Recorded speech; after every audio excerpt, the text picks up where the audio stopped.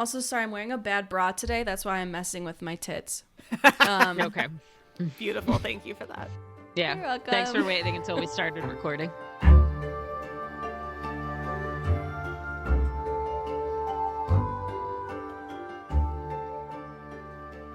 Welcome to Recapping Romantasy, hot takes on hot literature. Who are we?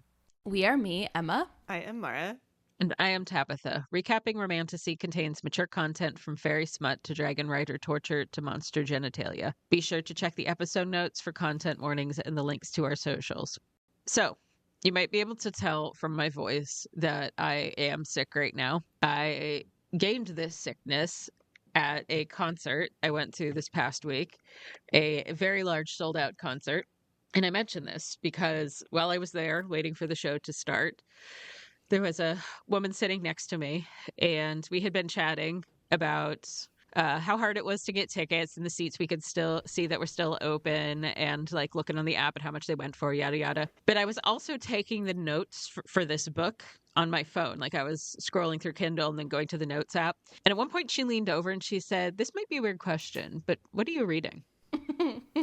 And I kind of weighed my options and I was like, "Do you know what Romantasy is?" And she said, "I love Romantasy." Yay. Obviously. Yes. Mhm. So I mean, the concert that you went to is like... the closest to Romantasy as concerts get. Unfortunately, there's overlap. Yeah. Mhm. So I recommended the podcast and she subscribed. So thank you for that. But then in thanks. our conversation where we talked about Romantasy books, I realized she liked them a lot more than us. And I started to feel guilty. And I said to Wait, her, hold like, on, hold on. No. Wait. It's like not that we them don't more. like Romantasy. Yeah. We're just critical of what we like. As a love, as like... So I did say to her at that point, We love them too much. I was like, we are kind of mean about them sometimes. And I do think a lot of that meanness is in the form of like, we would prefer more world building in these books. We'd prefer more to understand what's going on. We're just like too smart for everything is Yeah, really the problem. problem's Sorry. too amazing.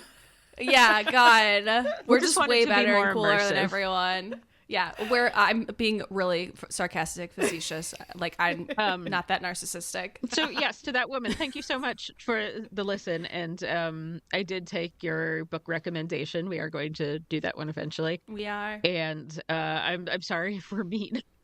Well, I am who I am, Yeah.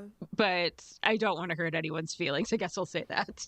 We just can't You're stop allowed being to critical. like what you like. You don't have to listen Yeah. to me. Yeah. Listen, we love these books. That's why we do it. Yes. And we love each other. We're a happy little group of friends who are being critical and mean about books sometimes, but it's because we love them too much. Yes. And we're And critical and Emma- mean about each other sometimes. Tabitha, Emma and I don't did call get me into out. a big argument about Baldur's Gate last night. Yeah. The conversation I sat through for the last 40 minutes listening to you guys complain about Baldur's Gate. I just think... It's fine. It'll smooth out. It's just started a new campaign. It was just bumpy. We just have different forms of communication. It's fine. I need to talk more. Yeah, and I could probably She- talk she- less. I was like annoying myself yesterday with how much I wouldn't shut up. She was also complaining that I wasn't speaking clearly. Again, I have a cold. So we wanted to do another monster romance for Halloween. And inadvertently, completely randomly, I swear to God, this is not on purpose. We didn't talk about what books we were doing at all before this. No, it was... We each picked a book that involves having sex with a cloaca. Okay, and explain what that is for those who, maybe don't accidentally or on purpose read about cloacas. It's unlike birds and reptiles and what else? Is it on amphibians? I truly don't know. I don't know. It's the animals that have one hole.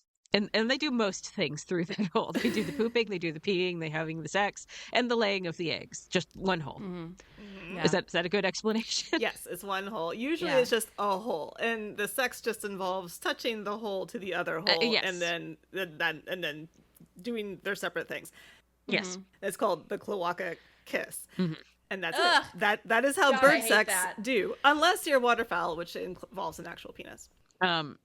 Yeah, mine It's never actually called a cloaca. I just came to that assumption on my own. We'll get there. No, mine is not called a cloaca, and I think this is actually the perfect description as to what it is they call it a cock pocket. Oh, yeah, that's basically what mine is, too. Mm-hmm. Mine is a cloaca. It is full-fledged cloaca. Well, I'm glad we're starting with yours. Yeah, So here we go. All right. So, Maura, get us started. Yeah. Tell us what your Do book was about. So mine is called Twi-Flight by Luna Cantrip, which is all one giant joke. And I want to give a shout out to my little writers group, which pointed this book out to me. And I said, great, thank you for giving me a book to read for this podcast, because I really needed one. I had 4 days to read it and take notes. So here we are. So yeah, Twi-Flight by Luna Cantrip is it's part of a whole world about kind of like a Ghostlight Falls is where it takes place. When you open up the book, and it is on Kindle Unlimited for those of us who want to read 70 pages of whatever this is, it does have a playlist in the front, so you can have your ambiance music while you're listening to this book. Is it just bird sounds? It's real music. It's actual music? Okay. Yeah, it's actual music. And they also have a very detailed map of the town, which I also found to be just lovely. Oh. Yeah, it was great. That's like impressive for like a 70-page book. Yes, a detailed map. Well, because there's other books in this series written by other people, so it's like a collaboration. Yeah, okay. Yeah, so all of it takes place in Ghostlight Falls, which is a even more fictional take on Forks, Washington. Okay. So those of us who have been to Forks, Washington, as I have, know what's going on there. And this is basically the same thing, just called Ghostlight Falls in the Pacific Northwest. So got it. We begin this wonderful 70 pages with a chicken, as you would. I don't know why, but there is a chicken. Just imagine a chicken. Chicken-sized? A chicken-sized chicken, a regular chicken. Okay. I just want to make sure it wasn't a giant chicken. No, a hen as all hens look. I don't know what color it is. It doesn't matter. Oh, a hen, so not even a rooster. Okay. No, not a rooster. It's a hen. And then you have a woman, Mina, who is a typical woman of average intelligence, I would say, and possibly also too much empathy. Yeah. So she's concerned about this chicken because the chicken's standing in the middle of the street. This seems normal to me for a chicken. I've seen lots of chickens wander around in the street in my time. Anyway, yeah. Isn't there like a very, classic joke about chickens in streets? Yeah, there's a Roads classic per joke. se? Yeah, about to just randomly hanging out in the streets. And anyway, Mina is out there collecting grocery carts because she's a grocery store employee. She sees the chicken from the parking lot, and she does the mental math that this chicken is an escapee from the chicken rescue across the road. Again, because she possesses too much empathy, she decides that she will rescue this chicken and return it to the rescue. Yeah, I probably would just left it. Yeah, I too would have probably just left it. I was like, it belongs there. Chickens go into roads. It's going to be fine. But no. I've definitely talked about this before, but I hit a turkey with my car once. I mean, I actually hit 2 turkeys with my car on the same road. I couldn't do anything. I was on the highway, and I was in the left-hand lane. There was nowhere for me to go. They bounced really far. Sorry. In my experience, if a bird, a farmyard fowl, has not been socialized to be held from an early age, they're really hard to pick up. They get really, really fierce when you try to grab them. Yeah. I don't think I've ever held a chicken before. I've never held a chicken. No. I've patted one before, but they don't want to be typically held unless I guess they're cuddly. Yeah, I raised ducks for a while. Long story. And I didn't get them until they were juveniles, so not when they were babies. And they liked me. Like, they were definitely comfortable around me, but not comfortable enough for me to hold them. And there were a couple times that we had to try to grab them to like vaccinate them. And it was rough. These were large breed ducks. They were Muscovies, so they have like huge wingspan and clawed feet. And they could get real fierce if you tried to pick them up. Yeah. Damn. I've raised both ducks and chickens, and I gotta say, ducks far superior. It's my stance. Okay, well, sorry. Good. I've heard that ducks are messier than chickens, but I know nothing. They have way I more think ducks are personality. cuter. Good. Yeah. Ducks are super cute. But this is not about ducks, it's about chickens, so let's focus. Damn. Chickens. Unfortunately. Yeah. That's fine. I feel like a corkscrew penis would be an issue here, so. I'm sure it's been done. Oh my god, I should look that up next. Okay. No. Yeah, no, I shouldn't, but I want to now. That's the problem. Maybe there's a Christmas duck book. Okay. So the chicken in the street. So yeah, she notices this chicken. She's going to take it back to the rescue. She notices that the chicken is wearing a necklace with the word Alice on it. So she's puzzling over this when she's alerted to her imminent doom, which is a man bearing down on her on a bicycle. All of a sudden, she is surrounded, quote, surrounded by a sudden feather-soft darkness, unquote, and the bike soars over her and then crashes on the street on the other side. A moody voice asks her if she's okay, and she knows this voice belongs to Eggward. That's not Edward, it's Eggward, Eggward, who is wearing a cape with a hood so deep and dark she can only see like almost like a beady black eye and nothing else. So this is the scene where he saves Bella from being hit by a car in the parking lot. Got it. Okay. Yes, exactly. Tracking. Yes.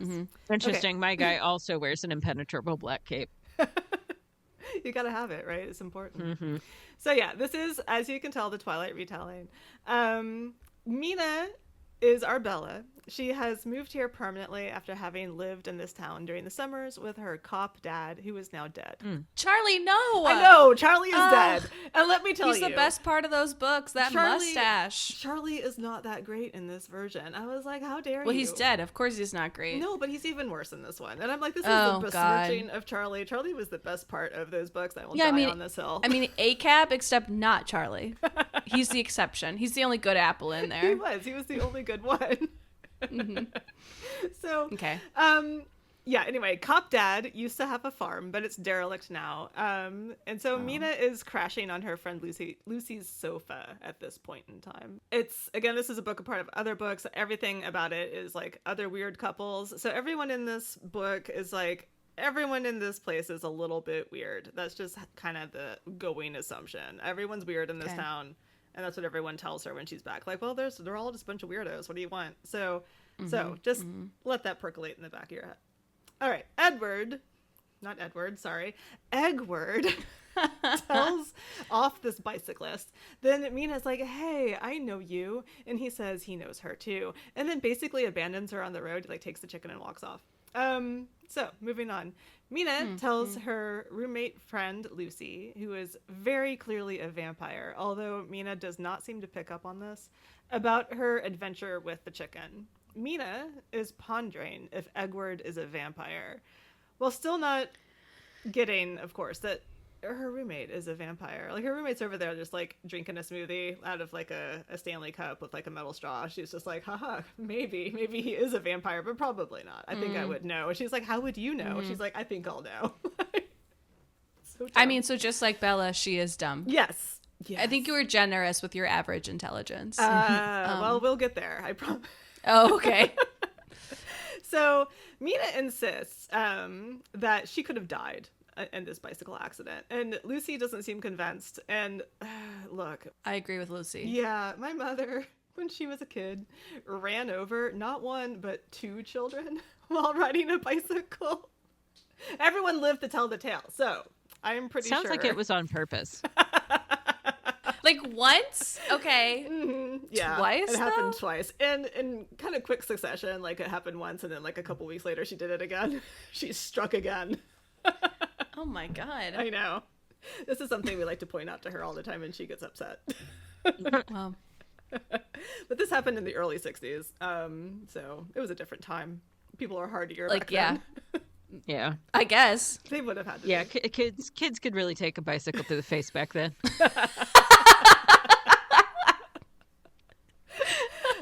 It was great. Like, the very first time it happened, like, all the other little kids in the neighborhood like went to her house and stood like threateningly in her yard, and were like, we need to see her, bring her out. She was like, I didn't. Oh my mean god, to do like it. like mob mentality. Yeah, it was mob mentality. Damn. Like, they had to get an adult to like disperse the children. What happened the second time? Did they like put up a guillotine in her yard? I don't think like I don't think No, they didn't like that kid as much. Well, yeah, my mom was like, Maura, I didn't know what to do. She was just weaving all over the sidewalk. I'm like, what were you doing on this sidewalk? Oh my god, that's one of the things I hate about living in the city is nobody on a bike knows what the fuck to do with that bike. Uh-huh. No, I know. I was I yelled at somebody recently in my car. Imagine that. Oh my God. Shocking. I was going down a one-way street, and there's like car parking on both sides of that street. And there was somebody on a bike coming down the middle of the road going the wrong way. And so I basically had to come to a complete dead stop because there was nowhere else for them to go other than to like squeeze past me. And my window was down, and I just really laid into them about like, what the fuck are you doing? You're on a bike going down the middle of a one-way street. You're making the cars stop for you because you don't know what the fuck you're doing. Sorry. Well, no, this happened to me this morning. I was coming back from the barn, and some dude on a main road, right? Like, was just in the middle of the street. I was like, what are you doing? You can't do that. Go to the side. Listen, he was in the middle of the lane. I'm fine. I'm going to hot take. I'm fine with bikes in the road if they're following the rules of the road. Because if you ride a bike, you have to, you're supposed to follow the same rules as if you're driving a car. So like if you're going the wrong way, you're breaking lots of traffic laws. It's not just like you're special because you're on a bike. I am fine though if it's a red light and you guys like roll it and you guys go forward, because then I don't have to wait weirdly behind you at the white line. That's the only time I'm fine with bikers breaking rules. But get off the fucking sidewalk if you're over 18. It's against the law where we live. You have to be on the street and stop and if you're gonna ride in the middle of the lane, that's fine. But when you hear me, because I know you can, mostly I shouldn't assume everyone can hear, but whatever. If you can hear me, get over. And I'll give you plenty of room, but you have to get the fuck over. There, I'm done. Yeah. Also wear a helmet, please. Okay. Do you know how many times I have like been in a four-way stop? It's been my turn to go, and I've had to slam on my brakes because somebody on a bike does not stop at the four-way stop and just roll straight through. Okay, I'm sorry, I'm done. Okay. So Mina is like really into how dark and mysterious Edward is, and Lucy's still a little bit like, I don't think he is what you think he is, but whatever, dude, you live your life. Mina decides to deliver Edward's groceries to the rescue. He always gets his groceries delivered because he's that weird. That's how the book puts it. And I'm like, I don't know, that seems like the dream. Maybe he's busy. Right. So like her friend and employer Jace declares that this is just really freaking weird. And she's like, I don't think it's that weird. I'm going to take him and get his groceries, give them to him. So he's like, fine. And so she delivers them. And Alice is out about again. And Edward appears and asks her what she's doing here, as if it's not, obvious. And so she explains, I have your groceries. He is thankful. She gave him extra corn for saving her life. And he's like, oh, okay. He says he needs to ask her something. Who's paying for that corn? I guess she is. Because her life, is important. Yeah, sure, fine. He says he needs to ask her something, and she says she's actually on the clock, so she'll come by later to discuss whatever he needs to say. This book is very, has rules, okay? Yeah. I'd be like, stay there and chat. Who cares about the clock? Know, You're getting paid to deliver these groceries. He's like, you can stay there as Maybe long it as took you want, longer. So come back. Yeah. So, right. Anyway, darkness comes. She arrives wearing a knee-length khaki skirt that she's embarrassed about. I mean, that is fundamentalist Christian behavior. It is, right? No, I know. I was just gonna say that's so Bella coded. Like it is. It really is. God. He shows up again and he says, "You're here." Yeah. She asks him how he stopped the bike. He says he had an adrenaline rush, obviously, and so she's suspicious about that. And she just asks him point blank if he can fly, and he says, "Quote, what the fuck?" He says, sorry. He says, I can do what I can do. Oh my God. Okay. That's the way I answer stupid questions too. So anyway, he wants her help with the rescue. That's what the conversation's about. Also, he wants her dad's old farm, and he wants it as a donation. So he wants her to just donate it to him because he doesn't want to pay for it, obviously. Wow, he wants a lot of stuff. He does. He wants a lot. And she's like, I'm not really in a place financially where I can just give you the farm. So he says that he can pay her, but it's unconventional. It's going to be an unconventional payment. It's not sex. I'm just going to put that out there. It is actually eggs. It's special eggs. So Alice's eggs are actually fortune cookies. And she opens one up and there's like a little fortune inside that says, quote, Jace Blake will betray you, unquote. What? Yeah, so her boss is going to betray her. Oh, okay. At some point. She's not really concerned about this. She's like, oh, okay. And then I've been there. Yeah, right. And so then Esme's egg, Esme is another chicken, her eggs are gold.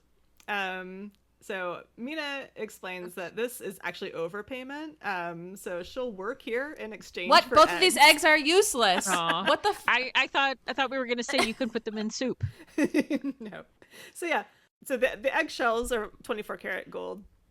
And so what All she's right, going to do fine. is she's going to take these eggs individually and take them to a pawn shop and pawn them for actual seems like- money.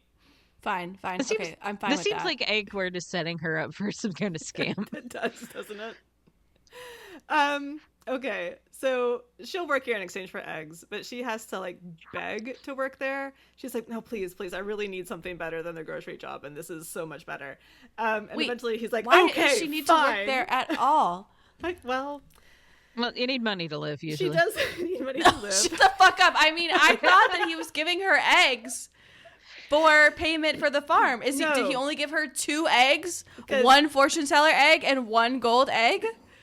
No, he's going to continue to give her eggs, 1 per week. Yeah, so why does she need to keep working? How much are the gold egg? Whatever. She just doesn't want to work at the grocery anymore. Remember that all of our Alright, characters fine. in these books are like on the down and out, and they need some sort of help to get like, All right. Fine. moving Yeah, forward, okay. a better job, Plus, better she life. thinks Eggward is sexy and mysterious. All right. Yes, I don't and know he's why. sexy and mysterious. This He's book got is a 80 cloak. pages. Why am I questioning anything? Okay. Yes, Let's it's a go. cloak. Why are we just? Yes, we can't question a man in a cloak. So, yeah. Okay. So eventually, after all this begging, he finally shouts, "Okay, fine," at her. He's kind of an asshole, honestly, in this section. Yeah. They often are. Yeah, but then all Yeah. the chickens get mad at him, and they're like, all the little hens start like hen pecking him. They're like, "Don't be mean to her." He's like, "Okay, I'm fine. I'm sorry." So That's cute. now she is employed, which all of this seems kind of grim, honestly. I was like, maybe he could be a little bit nicer, but No. as you say, this is how they all are. So they go visit the dead dad's farm, and she tells him that her summers there were always nice because school was hard, and quote, "I'm not really smart," unquote. Yeah. I suspected. Yeah, me too. And he's like, "Why are you saying that about yourself?" And she's like, "It's true. I know everyone says I'm dumb." Oh, that's rough. Yeah, Okay. it is. It is rough. They can't open the cellars, so one of the chickens lays a key to the lock. So they like crack it open, and a key just appears. It's perfect for the cellar, which is super convenient. They spend several weeks fixing up the farm. He asks her to update some brochures, and again she's like, "I'm literally an idiot who cannot do anything," and he tells her to stop that. She finishes the brochure design, but gets a splinter from the desk after she is like, "I did it! I did a brochure, and I wasn't dumb." So she injures herself. And so then he has to fix it for her. He mends her finger with a bandage that the previous chicken laid earlier that day. Does he have human hands? Yes, Okay. Okay. he does. Just checking. And after this, she invites him to go see a local band. And he goes to see this band. He goes, and he kind of sees her from the distance, and he approaches. But he sees then that her friend Jace has appeared. And Jace is eating chicken wings, and he is absolutely appalled by this. And so he leaves, because he's like, "Ew, gross, I must go." She follows him, but it's dark, and since she is a Bella substitute, she trips in a hole and falls kind of into him. He just kind of appears, and she falls like straight into his chest. Yeah, okay. Yeah, he tells her that she should be more careful, but she's a Bella substitute, therefore she cannot. Yeah. And there are things out there, he says, that could hurt her. Yes. There are indeed. Street lamps, mailboxes, mosquitoes. Holes big enough for you to fall in. Yeah. It's too bad that chicken didn't conveniently lay some like cement, Right? She could have. So she asks if he was watching her, and he says he just didn't want her to get hurt. Okay, it's not like he's watching her sleep. That would be weird.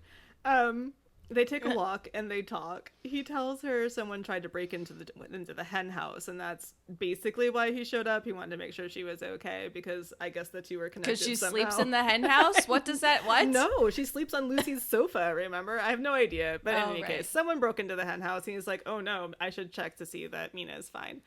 So Fine. He tells her so long as he's alive, she will have someone to guard and protect her. It's almost sunrise and he panics. He has to go.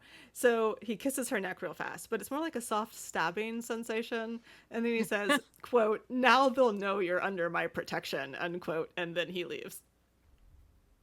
Okay. Yeah. So I'm making a really gross face right now. Like, I'm grossed out, not my face is gross. in the morning, she wears a wide neck shirt to better show off what she tells Lucy is definitely a vampire bite. Lucy, still very obviously a vampire, is like, absolutely it is not. That is not a vampire bite. Lucy says she's just seeing what she wants to see and heavily alludes to her life status as being a vampire, which absolutely shocks Mina, who immediately decides that she's joking and goes to work.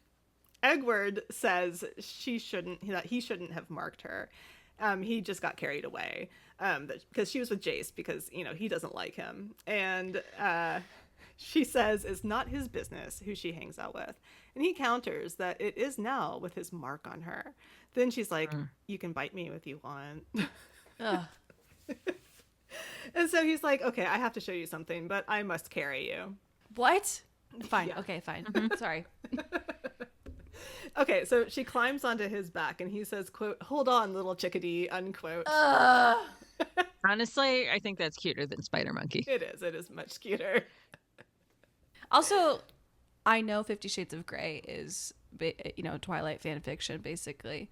But that whole, like, at the club to see a band and then, Edward/Christian shows up. Or Egward. Anyways. I've never actually read that. You've never read 50 Shades of Grey? No, so this is giving me more context, and I'm enjoying it. Oh my God, it's so bad. This might be better than it, but we'll see. I've seen the movie, but I remember very little about it. It's terrible.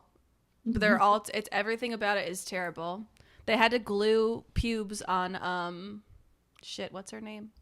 Dakota Johnson. Yeah, Dakota Johnson. Mm-hmm. Well, that's actually not that uncommon. There's a long history amongst humans of gluing pubes on.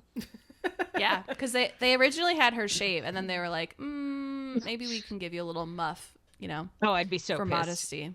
Mm-hmm. Oh God, can you imagine? Anyways, poor Dakota. the whole listen. Where I went to college, there was like this like redneck cinema. I hate calling it that, but it was basically like a redneck Dave and Buster's. It was amazing. It was a gigantic warehouse that had like random arcade games and also like a 3D roller coaster ride, and then also a movie theater, and it was amazing. I loved it so much. They had a theme song that definitely was not following copyright law, and I went to go see 50 Shades of Grey when it came out with my friends, and it was like all of these couples from like the local area, and like they were all very into it. So it was like a man, all these couples sitting next to each other, and then like my string of friends going to watch it, and my friend was a huge prude and refused to let me sit next to her because I was the only one who had read the book, so I knew it was coming. And watching it was so funny because everyone was like, making noises as if they liked the movie, and I was like laughing in my seat to the point where at the end of the movie they break up, spoiler, and during their fight where they're like breaking up, and Anastasia's like, "Christian, I love you," and Christian's like, "Anastasia, I'm 50 Shades of fucked up." That's literally a line from the book and the movie. I laughed out loud. I literally, and I don't have a quiet laugh, I literally was like, "Ha!" To the point where everyone in the theater turned to look at me. And I was like, sorry. Do you have more class than you guys? I don't know. Did you know that Christian Grey also has sex jeans, like jeans he wears for sex? That's the best. That's the best part about the movie is he wears these jeans anytime he's in like his yes. Anytime he's going to do this BDSM thing, they're like these they're not even like a trendy wash for the time. They're like literal blue jeans, and he wears them commando all the time. And all I can think about is how painful it must be to have an erection against your like zipper. Oh God. Yeah. So I think you should at least watch the movie because it's very funny. I guess I should now that I know so much. I watched all of them again with my friends from college, and we were like crying, laughing at how bad it was. And then I had to tell them that this was a Twilight fan fiction, and they were like, "Shut up! Don't tell us these things again." Right. Okay. So yeah, I don't remember where. Yeah. She's on his back now, and he's running super fast Oh yeah, Spider Monkey. towards Yep, some yep, yep, cliff. okay. Like he's going real fast, like vampire fast, suspiciously fast, one might say. Yep. And then she's like, "Oh, his vampire abilities are so sexy," and then he puts her down by the cliff so they have a view when this happens. It's important. And he says he had to show her what he is because he's too drawn to her, and asks if she knows what he is. And she's about to say, "Of course, you're a vampire," when he throws back his hood and he basically like scream shouts, "I'm a chicken, Mina!" The cloak just falls away entirely. He's like, just throws it off very dramatically. And he is indeed a chicken. He has green and blue wings, and he's covered in feathers. His head is a chicken head. He explains that he was always a chicken. He just kept growing into this chicken man situation. Yeah, he is the son of a natural chicken. Okay. Okay. He came out of a regular egg. They have no explanation for what happened here. Yeah, sure. I don't like 70 this, pages. but keep going. Yeah. Like, whatever. We don't need to actually have anything else to say about that. He is literally just a chicken who grew up into a chicken man. And Wait. yes. Does he wear shoes, or does he have his little chicken feet around? Well, that's a good question. And on the cover, he does not have shoes on. I would assume that either he is not wearing shoes and the cloak is so billowing and full that she never sees his feet. But she always mentions, like, there are these mentions within the book where she's alluding to, like, his chicken abilities, like he's scratching his feet against the ground or whatever, or he's, like, kind of, like, moving his head around, that kind of chickenish. Now, she doesn't go all the way, though, and say, like, yeah, I definitely see claws on his feet or anything. I'm looking up the cover, but keep going. Yes. I don't like this, though. Okay. She asks him right there to take her home, where she apologizes to Lucy immediately and then admits that she's in love with Edward. Lucy's like, "Why are you telling me this? Go tell your giant chicken man." And Mina says, quote, "I don't know if he feels like that about me," unquote, which is genuinely baffling. He just took her to a cliff. There was a view. He, like, showed her who he is. And then she's like, "I don't know if he loves me, you guys." Lucy threatens. Her boobs are, like, so out in this cover. I'm sorry. Yeah, she is wearing a very looking at it. slinky dress on the cover, which she does not wear in the book at all. So, yeah. Yeah, where's that khaki skirt? No, Okay. no khaki skirt. Lucy threatens to show her how scary vampires are if she doesn't go proclaim her love for Edward right now. So Mina goes back to the rescue, where she realizes he's been nesting, basically. Like, he's given her dad's old place, like, a fix-up. He's painted it to her specifications without her really realizing it, because, again, she's kind of dumb. And No, yeah, definitely dumb. Mm-hmm. And he's done it all because he wants her to have a reason to stay in Ghostlight Falls. That's what he tells her. Okay. And then she's like, "But you're my reason." And then, quote, "I run my thumb across his sharp beak, then wrap my fingers around his waddle so I can pull his face a little closer to mine and press a kiss to the hard line of his mouth," unquote. Oh. Also, quote, "His tongue is thick and textured," unquote. Then I don't like that. they get in bed, and he goes down on her. It seems questionable how that would work, but she gets off, so who am I to judge, really? And I feel afterwards... Never mind. I don't want to say that. No, I don't know if I want to say that. So afterwards she says, quote, "You are a mess," I say, wiping my mess from his waddle, unquote, which is not a great sentence generally, but also funny. So you got that for you. Is it called a waddle? Yeah. Uh-huh. It's not, what's the thing that turkeys have? They also have Gobble. a waddle. Gobble? Is it called a gobble? Yeah, it's called a waddle. A waddle. So- yeah. Okay. Yeah. But they gobble. I thought it was That's called the noise something they else make. for the... Yeah. Yeah, no, I thought it was called something else for the turkeys, that big red thing. Okay, keep going. So, I mean, I was about to go on another rant about how squirting isn't real, but we can avoid that. yeah, no, she doesn't squirt Oh, here. wait, did she Everything is squirt? fine. No, there's no squirting. Well, we're about to move into the actual sex portion. Oh, okay, go on. Yeah, which is going to happen now. So we're at that moment, right? We're hovering there. He's at the moment basically where he says, quote, "You should know I don't look like other men," unquote. Then Yeah. yeah, obviously, but like he drops You're his pants. a chicken. Yeah, because he's got, you know, he's a chicken. He drops his pants. There's nothing there. Yeah. And he says, quote, "I have a cloaca," unquote. And then she says, quote, "Perfect," unquote. Then they like scissor, basically. That's the only way I can describe what happens here. Okay, fine. Yeah. So then, you know, everything works. It's fine. They both have a good time. In the morning, he wakes up at the crack of dawn like he has to, and he crows, as roosters do. Absolutely not. Yeah. Could not handle that. Deal breaker. The cloaca, Tabitha says fine. Cloaca, good. Cloaca, good.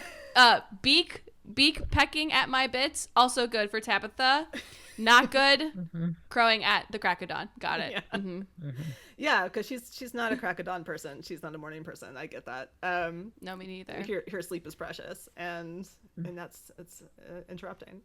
So they go back inside to sex again, and quote, "We collapse back into a pile of limbs, kisses, and moans until I'm falling apart for him.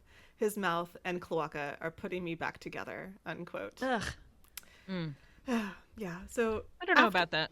You don't know? No. What do you not know? I don't know about that. I don't know if I believe her on that, but sure. I mean, if you think about who Mina is as a person, I can kind of believe it, but... An idiot? Yeah, okay. So afterwards, she admits that it's her fault her dad's house fell apart, and he tells her that it's actually not. She left because her father was an angry alcoholic, apparently. Like, imagine, Charlie. Like, how? No, that's not he's possible. a good guy. Yeah, no. And she was a child who had to leave because that's not her responsibility. And so she decides right then and there to move in with him. She moves in, and they're in the kitchen. They're about to cloaca kiss again on the kitchen counter. And Stop. Do you call it that, or does the book call it that? I said that. That's what Okay. it's called. It's called a cloaca kiss. No, okay, I'm still... Still, they don't say it in the book. It's like he's about to put his cloaca against her, and they're going to do the scissoring against the counter. Okay. But they're interrupted because Jace is breaking into his office. He also has Alice the chicken, Jace does, and he is demanding to know where, quote, "it," unquote, is. And then he immediately turns into a fox with 6 tails. Edward fights him. So now there's a fight between a chicken man and a man who is a fox with 6 tails in the office. There's a lot of screaming about how Edward took something of Jace's, and Mina's like, "If you would just tell me what it is, maybe I can help you here," while she's like hitting Jace in the face with a shovel. And he's like, "You stole my soul." Now, apparently Jace put his soul into what he thinks is a white pearl. And he did this because he's a kitsune, and that's apparently something that they do. Kitsune, yeah. Kitsune, thank you. Sorry. Edward. No, it's fine. I don't know what I'm doing. Edward rummages around in a laundry Yeah, she's basket. not a weeb, Emma.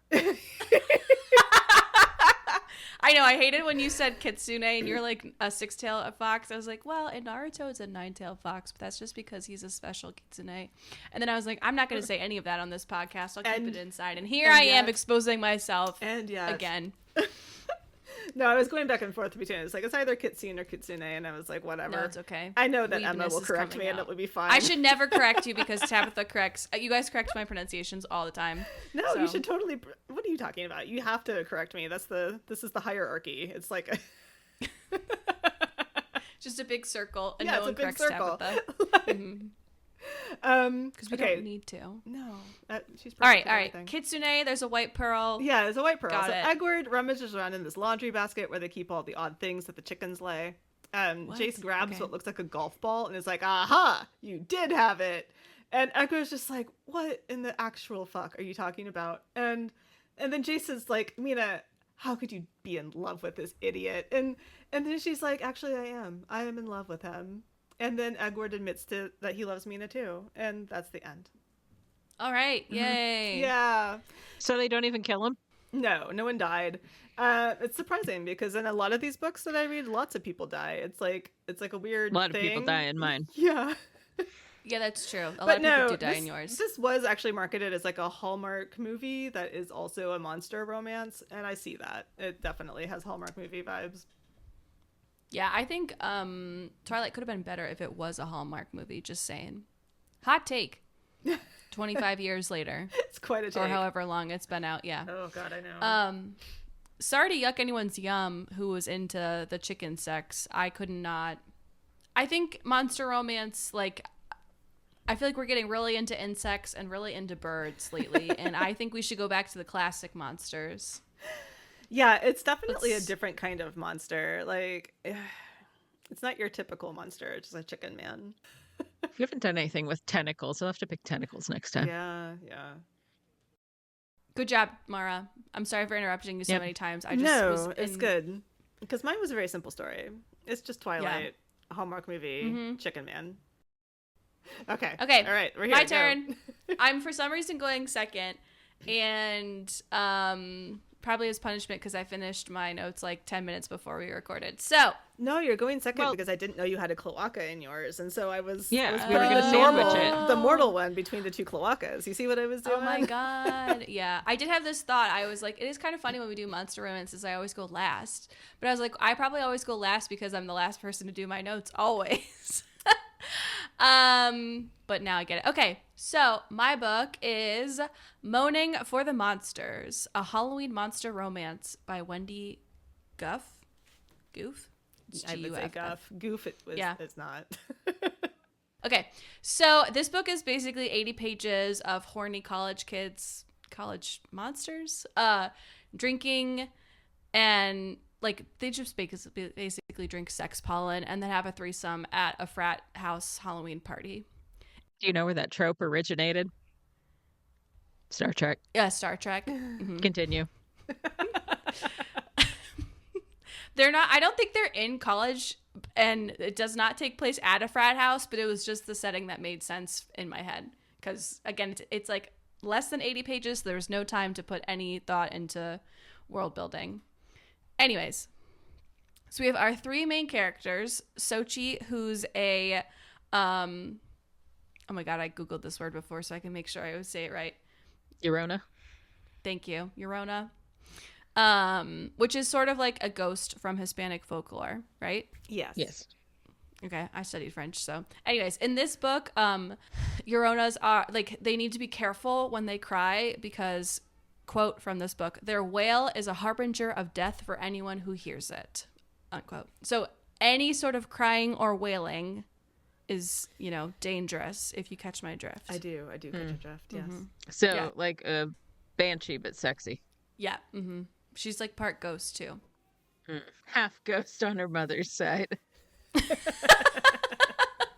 Yeah, it's them. They're Eurona are like they live by the rivers. They're like weeping women and they drown people. That's what I got from like my 2-second Wikipedia search. Please tell us in the comments how wrong I am.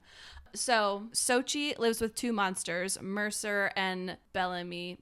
Mercer is a Mothman and Bellamy is a Bigfoot. And of course everyone's super hot. Like everyone's tall. Mothman is like, kind of svelte but tall. And, Sochi has gigantic tits. Anyways, Sochi wants to fuck her monster roommates, which is an issue because Mercer is in love with Bellamy. And Sochi would feel bad about sleeping with Bigfoot because it would break Mercer's heart. But actually, everyone is secretly in love with each other. Mm-hmm. So, mm-hmm. As one does when you're in a housemate situation in college, sure. Yeah, I'm sure this will work out great. Yeah. Mm-hmm. So anyways, they're all hanging out. For some reason, the two monster men are like arm wrestling. I don't know. It was very random. And Sochi mentions that the witches are having a Samhain. Yes. Okay. My brain just can't compute. Okay. A Samhain party. And they should all go. When the witches have parties, they basically become orgies because they spike their drink with potions, which made me think of the witches like a frat house because everyone seems to think that's what happens at frat houses. But like, call this potion roofie. Is that not what happens at frat houses? Yeah. It's all just a matter of what words you use. Yeah. Mm-hmm. But I have known people who have probably gotten roofied. Anyways, Sochi, they all agree to go to this party, and Sochi's like, by the way, it's a costume party, so we have to go shopping. They're all like, okay, fine, we'll go get costumes. And Bellamy actually is like, you know what? I'll get my own costume, because Bellamy literally cannot be in Sochi's presence without getting a boner. And since he's a Bigfoot, it's very obvious when he has an erection. Wait, does he wear pants? I don't remember. I was trying to go through my highlights and see. And I get 70 remember. pages. We don't have time for pants. We can't describe clothes here. Yeah, come on. Yeah, I just got a khaki skirt in mine, so I understand. Yeah, he does hide behind Mercer a lot. Like it's like pointed out a lot. Is like at one point Mercer uses his like, he's a vampire for his costume, and he uses his cape to cover Bellamy's gigantic penis. So Bellamy literally runs away because he's got a boner, and Sochi and Mercer go shopping, and they basically go shopping at what is a Spencer's Gifts. Wow. It's not what that store is called, but that's, again, what it is. Okay. So they go into the adult section of the store, and they have to show their ID to get in, which I found weird, but, like, whatever. Maybe this world just has, like, strict laws around explicit material. Also, there's, like, a gigantic XXX neon sign over the door in the store, and Mercer, the Mothman, gets, like, entranced by the lights, and so she has to be like, hey, wake up. Oh no. And pull her back to him. Have you ever been in a sex shop before? No. Oh really? No. I have. I was like wondering. Oh no, I haven't. Do you have to get IDs to get in? No. Do you get ID to get in? No, you can just wander in. There was a sex Yeah. shop in my old hometown, because I used to live in a very hippie college town. And it was, you just wander in, and it was It was funny, of course, because like my dad actually got a like a basket from them once for like a college like giveaway. He's like, I got a basket from the sex shop, and I'm like, okay, like, tell me more about What was that. in the basket? It was mostly condoms. Oh, okay. I've heard tell. I think this might vary like state to state regulations, Yeah, I because I'm figured. pretty sure in like California you have to show ID in a sex shop. Yeah, I figured that was probably the case, but yeah, no, right. it just felt weird to me. Yeah. Yeah. Anyway, so they're in the Spencer's Gifts, and it's run by the Phantom of the Opera, Poto, if you will. Okay. This isn't relevant to the story at all. I just found it funny. So they're in this adult section, and Sochi gets distracted by the wall of dildos. And when she's looking at them, she is drawn inexplicably to a Bigfoot dildo and a Mothman dildo. The monster penises in this book have like names. They're not like nicknames like Girthmaster or something, but like technical or like scientific names. So with Mothman penis is an Adagus, and a Bigfoot penis is an Osic. Oh, okay. Sure. Sure. Well, Yeah, why I don't not? know. Listen, I know. You're gonna say we have only 80 pages. We can't describe clothing, but we can do this. I Yeah. mean, she might have described clothing, but it was not like, interesting enough for me to write it down. I'm not going to use these terms at all because like we don't have enough time for us to No. remember this. I just thought it was a weird detail and wanted to Yeah. share. So anyway, Sochi is literally climbing the dildo wall to get to what is the Mothman penis. She doesn't realize that at the time. And they all fall down around her. So she falls, and all the dildos fall on her as well. Sad. Very sad. Yeah, I know. Again, can't have a main female character not be clumsy. Absolutely not. No. While this is happening, Mercer is like frantically texting Bellamy about this disaster, but the Bigfoot is literally too busy cranking it to care. Oh my god.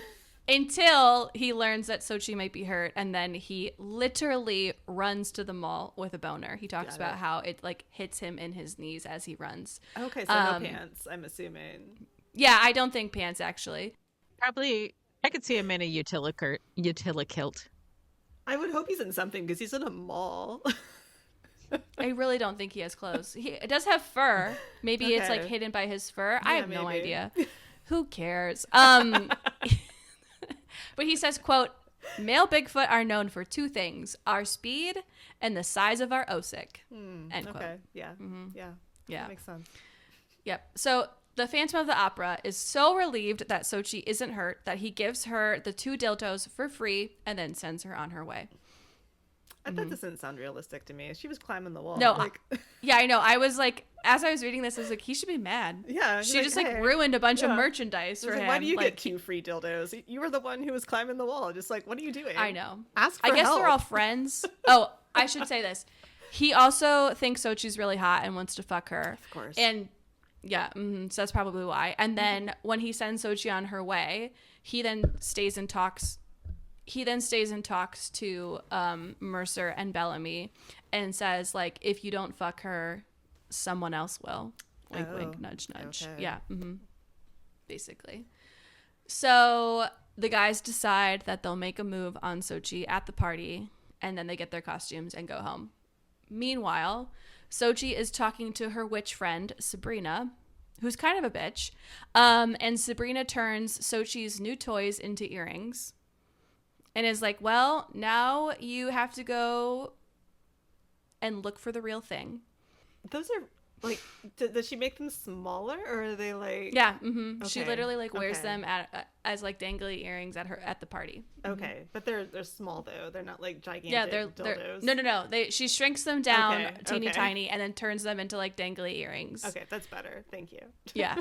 And it's like, now you can't use these dildos anymore, so go find the real life. Oh, I see. Wieners. She took it yes, away. Okay. Yes. Yeah. So Sochi's like, fine, I'll make a move at the party. Okay, and now we're at the party. Sochi is a sexy witch. Mercer, as I said before, is a vampire, and Bellamy is a mummy with a boner. Because he basically always has a boner in this book. Yeah. No. And later on in the book, Bellamy says, Bigfoot recovers fast, and we're supposed to come a lot. Like Mothmen were breeders. Yeah. He also said he came like 12 times. I don't know. And he came 24 would you get times anything the other done? day. Yeah, how would you get No, anything done? you can't. Yeah, just No, at constantly one having point- sex.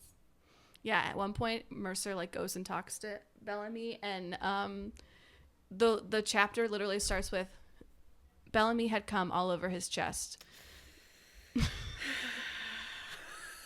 I was like, okay, so you just like, yeah, you just walked into him jerking it and cranking it. No, thank Okay. you. No. Nope. No. Yep. All right, so they're at the party. They're all dressed up. Everyone's hot. And Sochi is horny AF because she accidentally drank the witch's brew, which is an aphrodisiac. Okay. That makes sense to me, sure. Yes. Why The guys wouldn't she? have basic. Yeah, right. Well, she gets kind of like tricked into drinking it by see. Sabrina. Okay. Yes, I know. Again, Sabrina's kind of a bitch. So the guys have like one moment where they worry about Sochi like not being sober enough to give consent. Because remember, they were all going to fuck each other tonight. And they're like, well, like we can't tonight because you're, like not in it. This isn't a good plan. But then Sochi blurts out that she's always wanted to fuck them since they ever met. And so they're like, all right, never mind, let's do it. And then inexplicably, Sabrina appears with witch's brew for the guys, and they drink it as well. Sabrina then tells them that Sochi is into, quote, primal play, nebulophilia, wax play, and trichophilia. That's a lot of philias to be obsessed with. Mothman then translates for us, and he says, quote, so our little Eurona is into primal and wax play and is aroused by fog and fur, unquote. And then Sochi thinks to herself, wow, I'm in love with a sex nerd. That's a literal quote. Yep. So they all drink the witch's brew. They all drink the aphrodisiac. They're now all drunk and horny. And Bellamy tells Sochi to run, and then they chase her through the woods. The Bigfoot is on foot, and Mothman is flying above. They're looking for her in this little hide-and-seek sex kinky thing. But Sochi is basically a ghost, so she can turn almost invisible, so the boys can't catch her. So they try a new strategy where they're like, we'll make her come to us. So they decide to make out with each other to draw her in. Bellamy rubs his ever-present boner against the sleeve that hides Mercer's penis. So basically a cloaca. And then they catch Sochi at an altar that Sabrina set up for them. It's covered by some sort of like force field, so Sochi can scream her heart out without hurting anyone. Well, that's and this handy. is like, Yeah, that's why you need a witch friend, obviously. Yep. So here's like a little explainer from the book because I thought it was hysterical. Sochi, I want to come so hard I see stars. Bellamy, see stars? That's so mundane. Look up and you can see them. No, stars aren't good enough. By the time Merc and I are done with you, we're all going to greet death heralded by your cries of ecstasy. Sochi, that's not Calm funny, down. Bello. You know I can't be loud. Bellamy, you can tonight, Teardrop. Sabrina assured me this area is spelled for our protection. We don't want you to be quiet or afraid of who you are.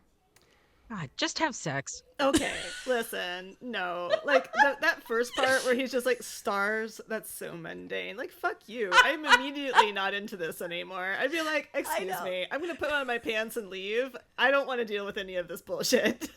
I know. How dare But you? she loves it. She's like, this is so romantic. Oh my God.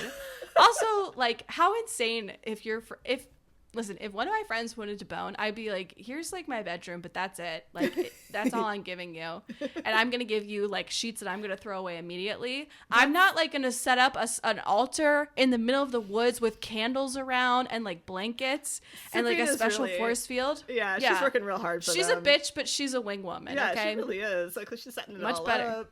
Like, what is I she know. getting out of this, really? I don't know. Nothing really. She's into the Phantom of the Opera, and he's also into her. Okay. So there's like multiple books in this series, so I wonder if that's the next book is they're gonna fuck. Anyways, Sochi finds out that Bellamy and Mercer have been fucking for a while, and they've actually dreamed about fucking her too. Another quote from this. It's also multiple point of views, and I believe, yeah, this one is Sochi's point of view. So, quote, Sochi, Bello and I have wanted you since the day we all met. And no, not just sexually. You're funny, kind, smart. What's not to love? Love? I repeat, slightly dumbfounded. Love, Bellamy confirms. Are they saying that? Yes, Teardrop, Merc sighs. We love you. Fucking adore you, my Bigfoot adds. We can talk about how gorgeous and amazing you are later. Merc, get back on your knees and suck my osick. Wow. I don't like the Bigfoot character. No. Mm-hmm. Like, what? So anyways, that's basically up to page 45. And then the What? rest of the book is them just fucking. So do you want to hear no. about it? My poor Maybe little a Hallmark little. heart. Yeah. Like, how Okay, much? How well- much are we talking about? Like that much. A lot of it's just quotes because it's gross. Oh, wow. Okay. Yeah, that's a Yeah. lot. How about we do, like, maybe a third? Yeah, but No, it's I'm just give the Yeah. beats. Just go. Just a few. Okay, so Mercer sucks Bellamy's cock. He's got like a tongue like the like moths do, so it's like long and it's got like, you know, like the sucking thing that the tongues have. So it literally like wraps like a spiral around his cock, and then Sochi's like, I want to join, and they're like, no, go finger yourself on top of the altar. And then they decide to both eat her out together, and Sochi's tongue sorry, not Sochi's tongue. Mercer uses his long tongue to, quote, easily plumb her depths. Wow. Unquote. Like a little rotor-rooter tool. I don't know. It was really gross. So she comes so hard that she like almost starts an earthquake, and then Mercer gets extra horny, so his penis pops out from his slit along with his clasper hands. Yeah. And I have to give you this quote because it's really funny. So this is from Mercer's point of view, and Sochi says, quote, you have an extra set of hands to make you come? Disbelief colors her voice, and I chuckle. Not exactly. They're my clasper hands. They're meant to hold on to a Mothman's mate while he breathes them. And then more descriptions about him and his wiener. She says, what's that for? Or sorry. She says, what's that? Mercer says, a dorsal hook. Sochi says, what's that for? Hooks inside my mate to hold them there, Mercer says. It's a Mothman form of a knot. So guess what happens next? They're all gonna actually like have P and V sex, except there's 3 of them, so they have to talk about logistics. So another quote, because I can't stop quoting this book because it's foul. Bellamy says, quote, "Merc could fuck you while I fuck him." And this is Sochi. "Ooh, like a daisy chain? Thank you, monstererotica.com. Bellamy says, "Not exactly. We'll have you between us, him in your pussy and me in his cock pocket." Okay. Yeah. Yep. Yeah. So Mercer uses his clasper hands to hold Sochi in place while they maneuver everyone into position. And then also because his Mothman penis is like insane, it also starts to vibrate.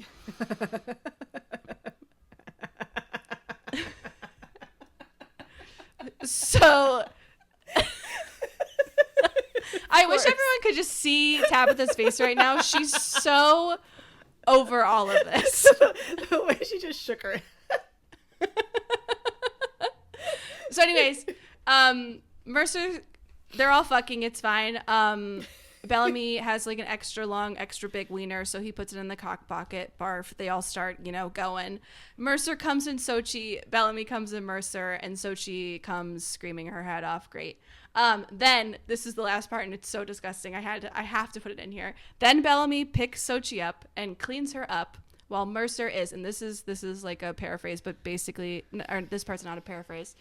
Quote, "Mercer is sucking Bellamy's cum out of his sleeve with his long tongue." End quote. Now that all tracks. Yeah. Yeah, and then they're about to start round 2, and they're gonna do wax play and fog stuff, because they didn't get to that the Fog first time. stuff. What is fog? I don't know. stuff? I don't know how the fog is like making her horny, but somehow it is. It's Ophelia. Anyways, they're about to do it again. And Sochi blurts out that she loves them, and then she starts crying. That's why they call her Teardrop, because she tries all the time. Okay? I see. Got it. And Okay. yes, and she's embarrassed about it. And Mercer says, quote, "You aren't just some Halloween lay. You're our best friend, and we love you. This isn't about tonight. It's about forever." Gross. The end. Yeah, that Gross. really took a turn there, didn't it? Like, I told you, I didn't like this one. It grossed me out. well, happy Halloween. Tabitha, take us home. Okay, so my book was about 330 pages, so it's like a full-size book, but I had actually read it before on my own for my own enjoyment. And so I just needed to quickly reread it to get the beats. Exercise I the read demons. Soul Eater, which is Monstrous Book 1 by Lily Mayne. And this is on Kindle Unlimited, of course, and it's actually quite popular. A lot of people have read it. There's a lot of I've read art it. out there for it. Yeah, Emma read it too. So, yeah, this is the first book in the series. Our hero, Danny Solihan, is a 23-year-old Army recruit stationed in what is generally Nebraska. About 20 years before, a series of rifts had opened around the middle of the country and unleashed monsters from another world. Humanity tried to fight back, but the creatures were bigger, stronger, and nearly impossible to kill. Now, most of the human population is crammed into some overcrowded coastal cities and live in abject poverty. Some humans still live in what they call the wastes, usually in compounds with other humans. And I'm really curious as to what they do for food because, nobody's really handling large-scale agriculture. So that's just, again, there's multiple books in the series. That's kind of the background of, why we are where we are. So Danny is from, I believe it was New Louisiana. And when his mother died the previous year, he had no options for survival other than to join the military, which was still trying fruitlessly to take on the monsters. Danny is not cut out to be a soldier. He's very terrible at it. On this day, a bunch of soldiers are leading an assault on Wyn, that is W-Y-N, Wyn the Soul Eater, otherwise known as Wyn of the Wild Hunt. So this is one monster where every 3 years he has a hunt where he shows up and goes on a very random murderous rampage. Of 10 people in a building, he may kill 3 or none at all. He'll also kill any humans who try to attack him too. And in response, seems just kind of generally unkillable. He's about the size of a tall human, very pale skin, but the tips of his fingers fade to black. Quote, even though I couldn't see his face because the hood was up on his calf-length gray coat with a ragged hem, heavy black boots came up to mid-calves and blended into the tight black pants and loose black shirt. But it was the horns that held my attention. Long black horns that stabbed out from the depths of his hood and curved back around his head. Wisps of long black hair had escaped and moved gently in the breeze, but where his face was supposed to be, there was just impenetrable black beneath that hood. Do you think that this character is based off of that guy in the band, Sleep Token? No, I think this book came out first, or at least before they got popular. I just think it's a coincidence. Okay. I think the thing is that everybody really likes a mysterious hero wearing a black cape. Yeah. They just can't help themselves. Got it. Yeah. Maybe I'm just an anomaly. I don't know if I would like that. It's like, okay, maybe not Emma, but like lots of people like the black hair, black cloak. Emma's like 0% goth. Okay, so the soldiers see Wynn on a hill, and one soldier gets itchy fingers and prematurely shoots him. Wynn isn't fazed by this and tells them to come face him. Quote, his voice was inhuman, so unnatural I could barely comprehend it, like a million agonized screams crying out in harmony. Like the thing you imagine lived under your bed as a kid, whispering to you in the dead of night. Something primitive prickled in my brain telling me that I wasn't supposed to be hearing this, end quote. They attack, and within minutes, he's massacred the entire squad, everyone except Danny, who never fired his weapon. Wynn approaches him, and Danny just passes the fuck out. Again, good way to end a scene. Yeah, that's great. Pass out, so Dan, anymore. Have you ever fainted? Never. Yes. I haven't either. What is it like? I was in the process of a severe allergic reaction. I was in the ER, and so they gave me, I don't know, I feel like this was before EpiPens were super common. I don't know why they didn't use that. Anyway, they gave me a shot of like cortisone in one arm and Benadryl in another, and it like hit all at once. And it was nice passing out. It was like everything stopped hurting. And I was 16 when this happened, and I remember I got off the bed because I started to feel nauseous, and then I just got really lightheaded. And I reached out to grab the bed, and everything started to go white. And my grandmother was with me, and I heard her yell down the hall, "We need some help in here." And as I was like tilting backwards, I said, "No, I'm fine." And then they caught me. Very on brand for you. And then put me on the bed. Like I said, it was really nice for a couple seconds because like everything stopped hurting, and I was like, "Oh, thank God." That sounds nice. So Danny wakes up back in his bed at the military compound, and he is told that because the Soul Eater hesitated, they managed to capture him. He hasn't spoken at all other than that he wants to talk to Danny. They head down to the prison, which is also kind of a lab, where a bunch of other monsters are being kept. And Danny is skeeved out by this in general. The officers are dicks, like, to him in general, again. And against his will, Danny is shoved into Wynn's cell in order to ask pre-approved questions. The Soul Eater is like, yes, you. I know you. They have a cryptic exchange, and he ultimately answers one of Danny's questions, which is, do you have a reason for killing the people you do? And she says yes, but he will not answer why, and says he'll see Danny tomorrow. After he leaves the room, the general tells him that 3 soldiers they tried first are either crazy or dead now, which I think Wynn explains later, and he's like, no, that just happened. That wasn't about me. Nice. I think they just like got too in their own head about it. Yeah. Kind of like when cops. Have you ever seen them like interact with fentanyl, and they're like, it's like a packet of fentanyl totally sealed up, and they're like, and they just like pass out for no reason, like nothing was on them, like there was a spider crawling up their legs. That's what I figure happened. Not to say fentanyl's not scary. You shouldn't do drugs. Okay, bye. Yeah, don't touch fentanyl, everybody. Next day, he and Wynn chat some more. Wynn asks him what he likes about being a soldier, and Danny struggles to give a good answer, considering that his superiors are watching, and he fucking hates the army. Next day, Wynn is in a bad mood, saying that he knows what they do to the monsters down here.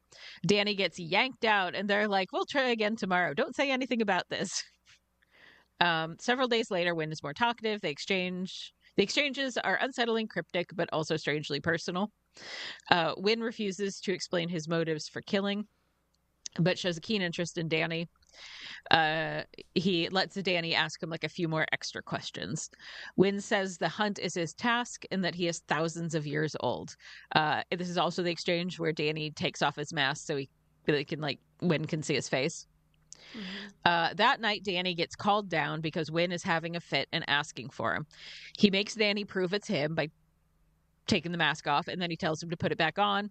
And then Wynn turns into smoke and everything goes black. Danny starts hearing odd noises, then screaming, and then he passes out again. He wakes up sometime later in an old motel room, and he's wondering how he got there just as Wynn walks in. Danny's like, oh, great, he's going to kill me now. Wynn explains... Thank God. Let this end. Yeah. Wynn explains that he can turn into smoke, which was what he did. He went through the vents, and he released all of the other monsters out there who, quote, took the revenge, end quote, on the military. Danny asks why Wynn didn't kill him, and Wynn is just like, did you want me to? Wynn tells him that he's giving him a choice. Return to the military, wander the monster-haunted wastelands alone, or stay with him. Hating the military and knowing he won't last a day on his own, Danny chooses Wynn. Danny tells Wynn that he won't kill anyone, and Wynn's just like, why would you ever do that if you don't want to? That's my job. Danny goes to the bathroom, then takes some protein bars that the Soul Eater had found for him, and then they go. Danny's like a pacifist. Yeah, he is. I'm skipping a lot in the middle of this book, which can be just summed up as like a tense journey across the abandoned Midwest. Danny is frightened but curious and talks about being human. Wynn is aloof but also unexpectedly attentive. Like, we, the audience, know that this is a romance novel, so we can read between the lines and see that Wynn is already like kind of into Danny. So they wander around, they go into old buildings, they pick up food, they stay in these abandoned hotels to sleep. Wynn is not really interested in food or sleep and is constantly ragging on Danny for being a pathetic human that needs that. Danny's still scared of Wynn, but also just like puzzled by what is happening. Like, he basically got kidnapped by some sort of murderous old god that just kind of is tooling around with him. At one point, Wynn even says, I am not going to kill you, Danny. And Danny's just like, but then what is even happening? Next day, as they're walking, Danny is trying to get answers out of Wynn as to what exactly he does that involves killing people. Wynn is kind of amused and vague, and then he cocks his head as though he can hear something in the distance and tells Danny to stay put, which of course he doesn't. Wynn goes into a house where there's several humans. He bypasses two of the humans and goes straight to one guy. He drags this guy out into the yard and essentially beats the shit out of him. And then does the thing where he like puts his head near the guy's head and, quote, sucks his soul out, end quote, which is, I guess, vaguely what happens. Yeah, kind of. But Danny is watching this whole thing close up, and he can see that there's something wrong with this human. Like, it was actually just something wearing a human skin. Okay. They leave, and Danny is like, what the hell just happened? And Wynn explains that there is a parasite that came through the portals. It infects humans, it takes over their bodies, and then it puppets them, and then destroys the bodies when it reproduces. It will keep a small part of the human brain active so that it does not arouse suspicion in the people around it. Wynn can sense these parasites and has given himself the task of traveling around to destroy them before they overwhelm the human population. Danny is horrified but relieved. It turns out the monster humanity fears the most has actually been saving them from a worse fate. He tells Wynn that he's the military's #1 enemy and the biggest villains amongst humans in the cities, and Wynn's just like, it is what it is. Wynn also says that he tries not to kill humans unless they are directly threatening him, which I think Wynn had gotten shot when they were in the farmhouse, and it like did nothing to him. He just dripped some black blood and then immediately healed. I notice you guys aren't saying much. Is that because you're afraid I'm going to be mean to you, or you have nothing to say? No, I mean, I'm just kind of like amazed by this book, and I'm kind of just listening to you talk about it. Like, I'm like, wow, this isn't all just like some random like get together. That's the thing is like, I actually like this book, like genuinely like this book. Recommended it to Emma. She read it. I've read a couple of the other books in the series. No, that's why I'm not saying anything either. There's nothing fun. There's nothing for me to comment on. I know. I'm nothing. Isn't, like, Nothing in this book is bad or like funny, except for the fact that this guy is like a weird monster with a cloaca. Like that's it. But we're not. I was gonna say we haven't gotten to the cloaca yet. Okay. Yeah, and we're like, I mean, Danny is a total pussy through everything. He's just like a pacifist. He is pussy. Yeah. But like, you're running over it. Like it's normal in the book. It's fine. He didn't want to join the military, but that would be the only part that I could make funny comments on. Yeah, I mean, this reads like a normal book. I'm just like, okay, yeah, keep going. All right. He asked Danny why Danny didn't try to kill him back in the military ambush. And Danny says, I also really hate this entire book. He goes by Danny. He's never Daniel or Dan. Dude, I know. Always Danny. I know. Mm-hmm. Yeah, Danny's unfortunate. It really is. He also. So Danny. Go ahead. I was going to say, he has like his military like helmet and mask on the whole time. So it's basically like two faceless people for like a lot of the until book. Until it gets taken away. Yeah. Yeah. So Danny says that he didn't attack him because he didn't believe in the plan and he doesn't believe in keeping the monsters held captive, and he's really just generally not a fan of killing people. Danny asked again why Wynn didn't kill him, and Wynn says, quote, you were the first human to treat me with something other than contempt or disgust, so I decided to give you a chance at survival. If I'd have known you were this annoying and talkative, I would have decided differently, end quote. Which, after a moment of fear, Danny realizes is Wynn trying to make a joke. Cute. So this revelation changes their relationship. They travel some more. Danny grows more comfortable. Some days pass, and he realizes that other monsters that exist in the waste are really not interested in fucking with Wynn. Wynn, in this world that he comes from, seems like kind of the top of the food chain. Yeah. At one point, they hear a helicopter chasing them, and they run into a forest. Two soldiers in a vehicle get out, and they start poking around looking for him. The soldiers think they're hunting a deserter, which I guess they are, but they think they're hunting a deserter who released the monsters from prison. Then these two soldiers get attacked by some sort of horrible giant worm that has like teeth on its belly. So Wynn and Danny steal their truck. Okay. That night, Danny asks Wynn to stay in the bedroom that he is sleeping in because he's scared of like the parasites and the giant worm and the whatnot. He wakes up from a nightmare to Wynn basically comforting him. The water still works in this building, but not the lights. So he says he wants to get a shower, and Wynn guides him there. Being naked and just a towel around Wynn has made him realize that although his sex life was like non-existent, he knows that he is deeply attracted to this monster man. So like he's dealing with that. Like, I don't know what your face looks like, but everything else is pretty good. So as they travel, he likes what he can generally see of Wynn and wishes he could see what his face looked like. They develop a bond through banter, shared danger, late night conversations, yada yada. Eventually Danny just blurts out that he wants Wynn, like sexually.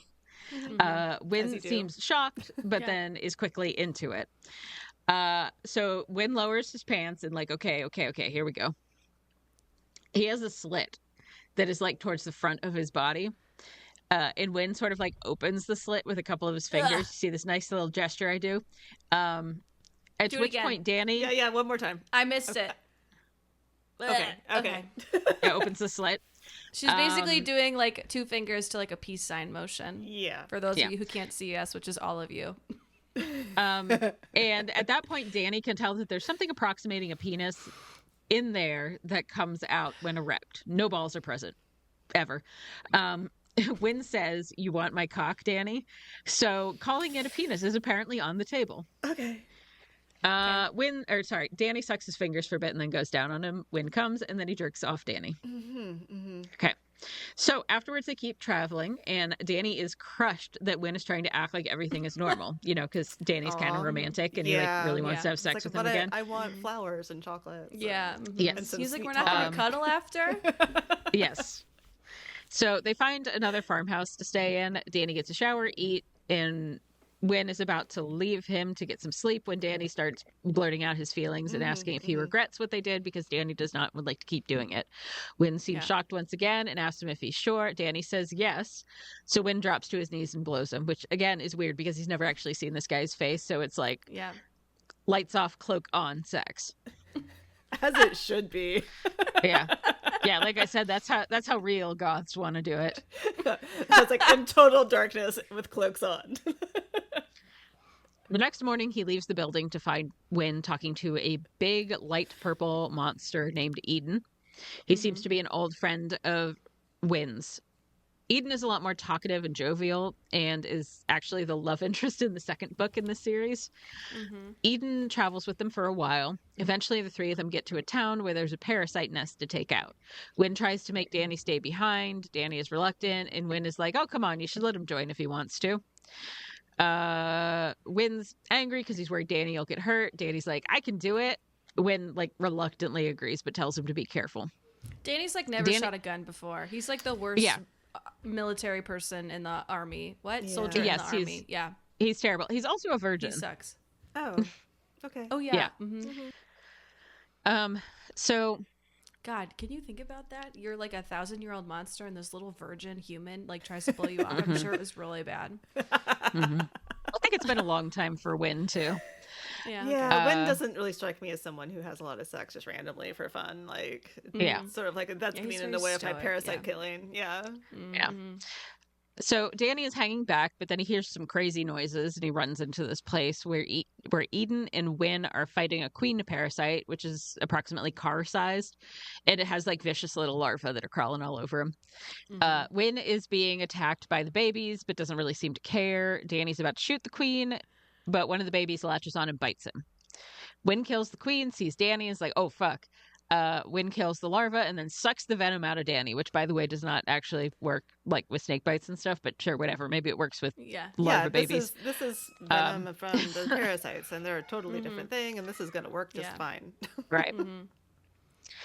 So Wynn tells him that he won't die now, but he'll be kind of fucked up for a couple days. Wynn wants to carry Danny out, but he's been bitten a bunch, and the venom still affects him, so Eden carries Danny. Danny's kind of half awake and delirious later in bed and starts begging Wynn to show him his face. Wynn's like, nope. And Danny's like, what? I can suck your dick, but I can't see your face. If you show me your face, we can fuck. I'll let you fuck me. And Eden is like, God damn. Danny drifts off, but he can hear them talking. And Eden's like, you've really never shown him your face? I mean, I've seen your face. And Wynn's like, I don't really look human. And Eden's like, you don't really look that different. But Wynn honestly just seems insecure about the way he looks. Danny spends several days recuperating. I'm sorry, this is going on a long time. It's just a big story. It's a long book. It's okay. You're the one who chose the long book this time. Yeah. I did it on purpose. Sick. I did it on accident. Yeah, you were suffering on purpose. Yeah, we didn't do this to you at all. We didn't tell you had to pick a long book. And we asked multiple times if you wanted to record today. I wasn't blaming you. I literally just apologized. Okay. I know. We're like, how dare you? Yeah. She's like, sorry, guys. We're like, shut up. It's like, keep talking. I'm like, I'm sorry I picked a long book. Yeah, you dumb bitch. All right. So Danny spends several days recuperating in the farmhouse, and they talk more and bond and shit. They end up making out hood on. It's crazy. Okay. And then they have sex, which, okay. So Danny seems to fuck his cloaca.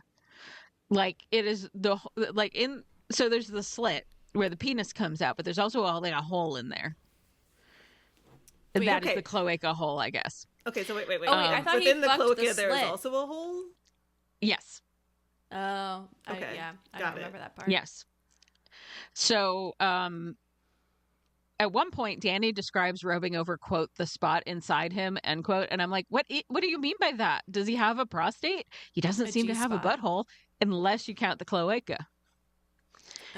So is he kind of causing like a G-spot or something? That's what I thought. Well, yeah. I mean, if we're assuming these two are both men, then it would be like hitting the prostate. Sure. But there is no prostate. Presumably there's no prostate. No. Like, where would it be? No. There wouldn't be one because he doesn't have human biology. Exactly. So, what is the spot? That's my question. Just a spot. Yeah. Just a nebulous spot, which I guess is the G spot, right? Because that's not really real either, right? That's just like a thing people talk about. Yeah. Yeah. Yeah. Anyway, so they're both into it. Okay. They're both into it. So okay. Great. Good. I'm glad they like it. I don't understand what's going on personally, but they seem into it. You know what? How are we supposed to know? Later, Danny overhears Wyn and Eden talking about him. Eden is concerned that Danny is a little too soft to live out here in the waste, and that maybe Wyn is being selfish by hauling him around. They don't really reach a resolution. Correct concern on his part. It is, yeah. They don't really reach a resolution, but it does make Danny feel kind of insecure and useless. And at this point, he does not want to leave Wyn. He wants to stay with him. After that, things are a little tense between Eden and Wyn, but Eden is still being very kind to Danny. And eventually, Eden kind of goes off on his own. The two of them continue traveling, killing monsters, chatting it up, flirting, etc. Eventually, Wyn admits he is feeling guilty for dragging Danny out there, and he's going to get Danny hurt. But Danny reassures him that he wants to stay with him. There's no place else for him, and they make out a little. They even have this aside where they're in a town where some humans try to rescue him from the Soul Eater. Yeah. And Danny tries to explain no, it's fine. I'm not a prisoner or anything. And they're like, you're with the monster. And then they judge him, don't they? They kind of do. They're like, no fucking way, monster fucker. But then Wyn appears big mad and is like, are you people trying to take Danny? And Danny's like, no, leave them alone. They thought I was a prisoner. They're not hurting me. And at this point, those humans are basically catatonic with fear, and they let him. That night, they stop at another abandoned motel. They have sex. Again, this time, Wyn fucks him. Because remember, he does have a penis that comes out. Yes. Yes. They both get fully naked this time, finally. But it's in a pitch black room, so he can't actually see Wyn. Boo. Keep traveling. One day, Danny comes across a human that's infected and minutes away from dying, stays with him until he dies. Wyn destroys the parasite. It kind of affects Danny. He spends some time thinking about it, feeling bad for this man. So that night he asks to see Wyn's face, even just once, and then it can go back to like before. Wyn reluctantly agrees and pushes his hood back. Quote, mismatched eyes, one completely jet black, the other pure white with just a pinprick of a pupil.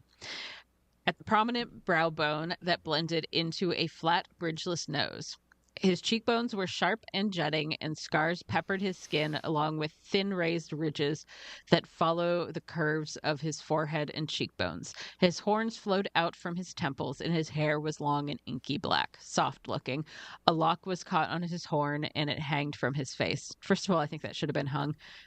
Yeah. End quote, by the way. But yeah, again, you can find a lot of fan art out there of this, if you so choose. So Danny thinks he's correct that he doesn't look exactly human, but Danny doesn't find it disturbing. It's Wyn's face, and he loves Wyn's, so he likes the face. Mm-hmm. Wyn seems to be bracing himself for disgust, so Danny grabs him and kisses him hard. Wyn kisses him back, and then they have sex again. Mm-hmm. First, he goes down on Danny as though you would someone with... No, sorry. First, he goes down on Wyn as though you would someone with female genitalia. But then the dick comes out, so it kind of transitions into a blowjob. I don't know. I just feel like... The thing is, I feel like we as an audience could have had more of discussion about the fact that he had a cloaca. Uh-huh. And yeah. I get that he has a penis, mm-hmm. but I also think just the general assumption that he must have masculine pronouns was a bold assumption. Yeah. Like there's at no point where Danny's ever like, hey, do you use he, him? Like you're cool with that? Yeah. Yeah, this sort of seems like a nebulous, like in between gray area character who could be either or both, or... Yeah, he is not a human, so it doesn't really matter, right? He is. Yeah, and she is. It is whatever it is. Yeah, and so to compound that, after they have sex, they're talking. Danny asks Wyn more about his species, at which Wyn reveals that they are one gender. Well, there you have it. And that when they want to mate, one of them is born from an egg, mm-hmm. like an outside-the-body, hard-shelled avian egg. Again, Wyn seems insecure and is like, does that disgust you? You're disgusted, aren't you? And Danny's like, no, it's just interesting. And then they have sex again. Okay. I'm a little bit. Yeah. I'm a little bit disgusted. There's an egg involved. Why is there an egg? I don't like it. So they continue to travel and have sex. One day, Danny notices something in the distance. And before he can react to what it is, Wyn gets shot in the face with like a bazooka or something. It's pretty gruesome. Part of his face is ripped away, shattered brain exposed. Danny is in shock and goes to Wyn, but then he realizes that it's the military. It was a sniper. So they shove Danny down and they're basically like, oh my God, you were having sex with it, weren't you, you perverted little traitor? Then they're like, yay, we defeated Win the Soul Eater, and they handcuff Danny and arrest him as a deserter. Danny spits on the general and the general beats the shit out of him, breaking his nose. So for days they have Danny in the military base and they're torturing him for information about the Soul Eater. Danny is, of course, unwilling to talk and absolutely distraught because Win is dead. A lot of their hatred towards him comes from the fact they realize he was having sex with a monster, which, like, expand your mind, bro. As part of the torture, they break numerous ribs, carve the word deserter into his chest, cut off one of his baby toes. Jesus. At one point, they're throwing insults at him for being a monster fucker.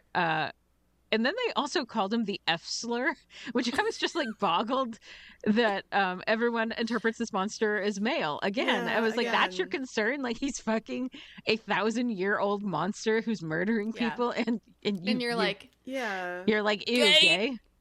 Yeah. Yeah.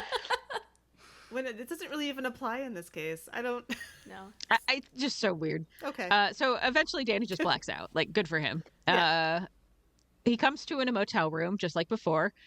And then he sees Win, and he's like, no, you're dead. I'm hallucinating right now. And Win's like, remember that humans can't kill me. Just sort of fucked me up for a while until I was able to heal. He tells Danny he's so sorry that it took so long to rescue him, but he did kill all of his torturers. Oh, good. Danny is crying because he's just so relieved that Win is alive. My God, this is long. Oh my God. Well, I actually really love that the book is just like, we're going to skip forward here and just, oops, you're rescued. Yay. Yeah. Yay. So they end up camping out for a while because Danny needs to heal from all the torture and, like the mental stuff. So after about a month of being in the motel, Danny suggests they get a move on, to keep working on the parasite issue. Win is very reluctant because he's worried about Danny getting hurt again. Danny tries to distract him with sex, but Danny has lost his gun and his mask. And so Win's like, well, no, we shouldn't do that because I need to go get you a weapon. I'll see you in a little bit. Bye. Danny's hurt by this rejection, but starts getting his supplies together. About 20 minutes later, Danny thinks he hears Win's returning, but the door flies open and there are 5 unfamiliar monsters. And he's like, hey, y'all get the fuck out of here. Brandishes a baseball bat at them. They're like, oh, come on, we just wanted to take a look at the little pet human that the Soul Eater got for himself. They seem to be threatening to take him to somebody called Collector Mary, which is not addressed in this book, but it is in later books. And he's like, Win is going to kill you. It's a woman who collects monsters in a really unethical way. I don't know what they're going to do with it. Well, what they're going to do with Danny implies that he's like a monster fucker. So collectible. So he's a collectible. Yes. Yeah. Oh, okay. Got it. He says Win is going to kill you when he returns, and they're like, come with us. We'll see if you like any other monster cock. He starts to hit them with the bat, and then Win comes back and absolutely destroys them. Win makes sure he's okay, and then they pack up to start traveling again. Danny has to make this deliberate choice where he's like, I cannot dwell on how fucked up this is. This is my life now. Yeah. So they get settled later in another motel. I think this is in old Las Vegas. Danny tries to initiate sex, and Win is like, no, you're still in shock. And Danny's like, fine. Thinking, of course, he's not attracted to this pathetically weak and fragile human who can't do anything for himself. What did he expect? Danny. So Danny goes to bed with things tense. He wakes up later and he sees that Eden is there. He comes out of the bathroom and asks after Eden, but Win says, I have to tell you something first, and explains that his species imprints on people, which is basically sounds like soul bonding, like that they can always sense each other across space and time. Win tells Danny that he was drawn to him, and Danny says that he felt drawn to Win too.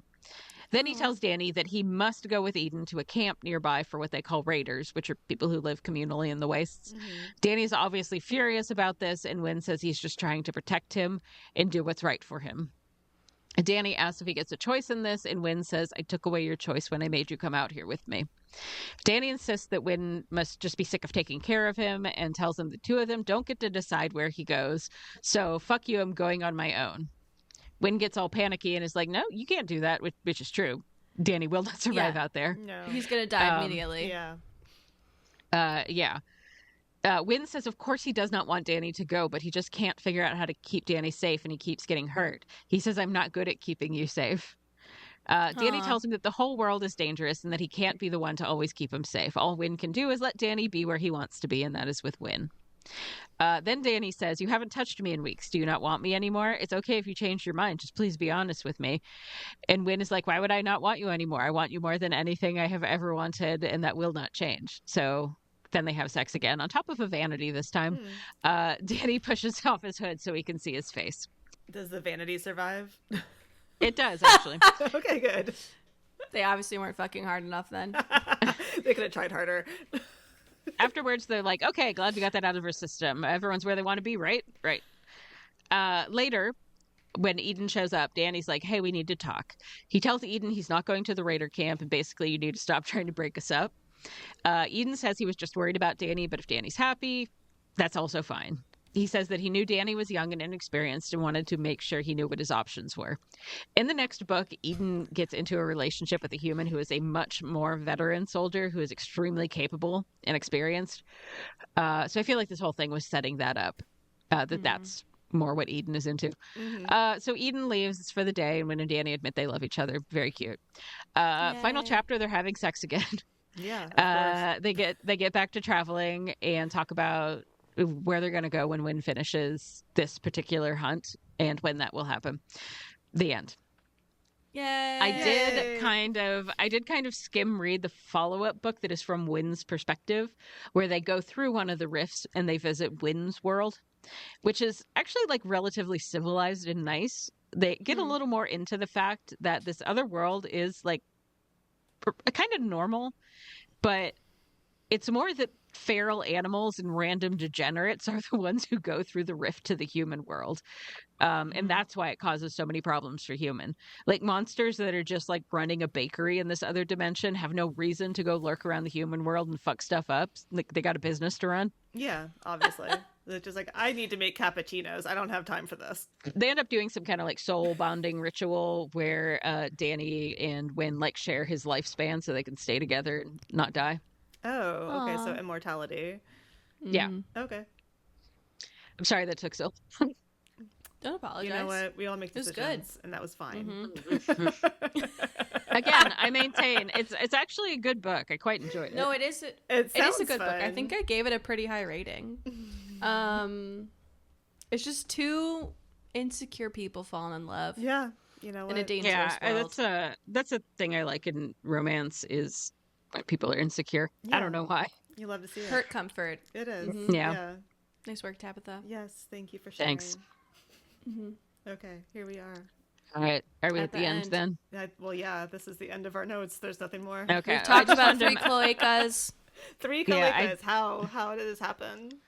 Yeah, By accident. Weird that we all just came to it naturally. Yeah.